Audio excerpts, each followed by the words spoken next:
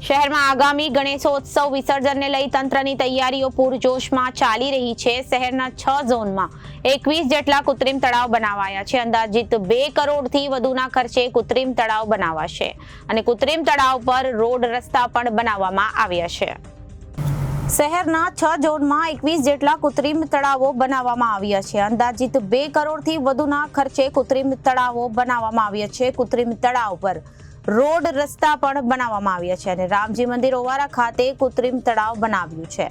અધિકારીઓને zone level લેવાયેલી મિટિંગમાં સૂચના ઉપરાંત નાની પ્રતિમાઓનું ઘર આંગણે વિસર્જન કરવા માટે મેયર દ્વારા અપીલ કરવામાં આવી હતી અને વિસર્જનની સાથે એક વૃક્ષ રોપી પર્યાવરણની જાળવણીની પણ ગણેશ આયોજકોને અપીલ કરવામાં આવી હતી। સ્ટમ્પ દ્વારા નક્કી કરવામાં આવ્યું હતું અને રૂટ પ્રમાણે વિસર્જન કરવામાં આવશે।